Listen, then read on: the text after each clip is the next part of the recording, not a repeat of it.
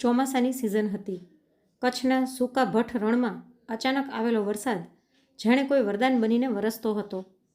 ભુજના પરામાં આવેલા નાના જીર્ણશીર્ણ ગામ રામપુરામાં આકાશ કાળા વાદળોથી ઘેરાયેલું હતું.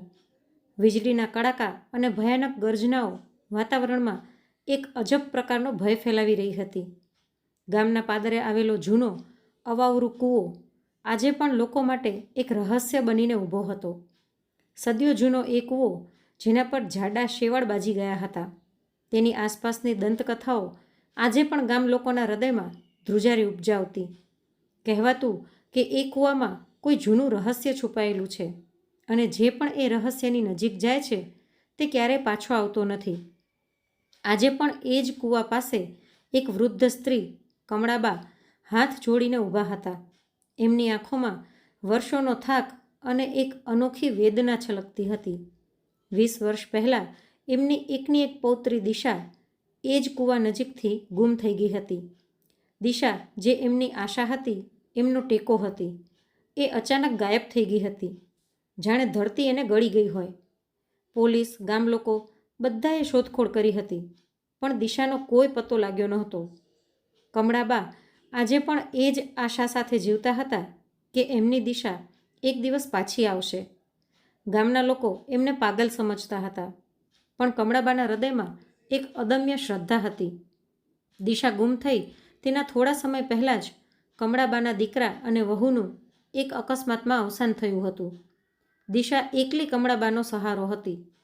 દિશા એક અત્યંત તેજસ્વી અને સુંદર છોકરી હતી, જેની આંખોમાં ભવિષ્યના મોટા સપના હતા. એમના પિતા જે ગામના જમીનદારના દૂરના સંબંધી હતા, એમણે એક નાની એવી જમીનનો ટુકડો વારસામાં મેળવ્યો હતો, જેની કિંમત સમય જતાં ઘણી વધી ગઈ હતી. આ વાત ગામના થોડાક લોકોને જ ખબર હતી. એક દિવસ વરસાદના ઝાપટા વચ્ચે એક યુવાન આરવ રામપુરા ગામમાં આવ્યો. આરવ એક સંશોધક હતો જે જૂની દંતકથાઓ અને રહસ્યોમાં ઊંડો રસ ધરાવતો હતો. એણે ગામના જૂના કૂવા વિશે સાંભળ્યું હતું અને એનું રહસ્ય ઉકેલવા આવ્યો હતો. એના આવવાથી ગામ લોકોમાં આશ્ચર્ય ફેલાયું. કમળાબાએ એને જોયો અને એમની આંખોમાં એક ચમક આવી. કમળાબાને લાગ્યું કે આ યુવાન દિશાની વાર્તા સાથે કોઈ રીતે જોડાયેલો છે. આરવે ગામ લોકો સાથે વાતચીત શરૂ કરી. મોટાભાગના લોકો કૂવા વિશે વાત કરવાથી ડરતા હતા, પરંતુ એક વૃદ્ધ કાલુકાકા જે ગામના સૌથી જૂના રહેવાસી હતા, તેમણે આરવને કહ્યું, બેટા, આ કૂવા સાથે એક જૂની વારસદારની વાર્તા જોડાયેલી છે. એ વારસદાર કોઈ રહસ્યમય રીતે ગાયબ થઈ ગઈ હતી અને કહેવાય છે કે એનો જીવ કૂવામાં જ ભટકે છે. આરવને આ વાતમાં રસ પડ્યો. તેણે કમળાબા સાથે મુલાકાત કરી. કમળાબાએ એને દિશાની આખી વાર્તા કહી. કેવી રીતે દિશા એક દિવસ અચાનક ગાયબ થઈ ગઈ. કમળાબાએ આરવને દિશાનો કેટલાક અંગત સામાન બતાવ્યો, જેમાં એક જૂની ડાયરી પણ હતી. આરવે ડાયરી વાંચવાનું શરૂ કર્યું. ડાયરીમાં દિશાના વિચારો, એના સપના અને છેલ્લે લખાયેલી કેટલીક અજાણી વાતો હતી. ડાયરીના છેલ્લા પાના પર એક અધૂરો નકશો દોરેલો હતો, જે કૂવાની આસપાસના વિસ્તારનો હતો.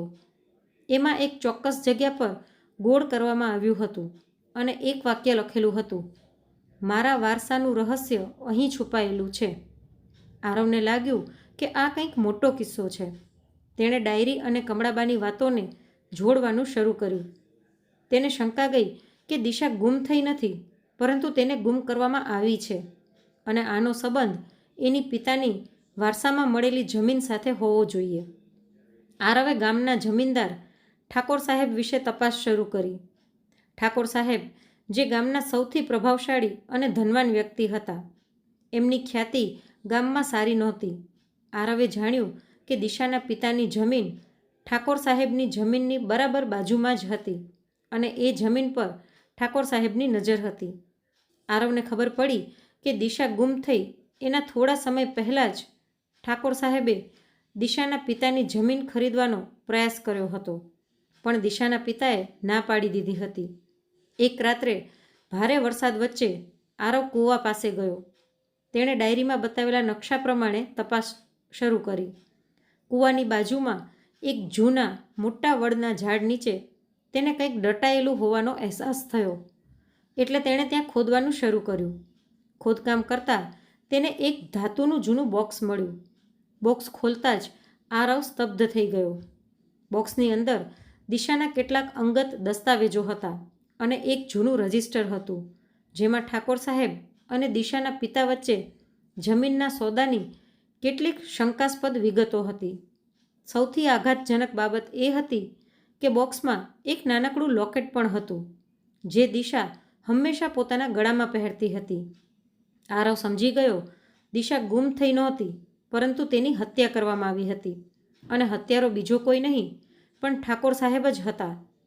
તેમણે દિશાના પિતાની જમીન હડપવા માટે દિશાને રસ્તામાંથી દૂર કરી દીધી હતી અને એનું મૃત શરીર કૂવામાં ફેંકી દીધું હતું. બોક્સમાં રહેલા દસ્તાવેજો સાબિત કરતા હતા કે ઠાકોર સાહેબે બનાવટી દસ્તાવેજો બનાવીને જમીન પોતાના નામે કરી લીધી હતી. આરવ બોક્સ લઈને તરત જ કમળાબા પાસે ગયો. તેણે કમળાબાને આખી હકીકત જણાવી. હકીકત સાંભળીને કમળાબાના પગ નીચેથી જમીન સરકી ગઈ. એમની આંખોમાં આંસુ હતા, પણ આ વખતે એ આંસુ દુઃખના નહોતા, પણ સત્ય બહાર આવવાના હતા. એમની શ્રદ્ધા સાચી પડી હતી, પણ એ સત્ય આટલું કડવું હશે એની કલ્પના એમણે નહોતી કરી.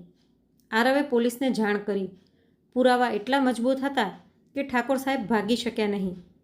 પોલીસ દ્વારા તપાસ શરૂ થઈ અને કૂવામાંથી દિશાના અવશેષો મળી આવ્યા. વર્ષો પછી દિશાને ન્યાય મળ્યો.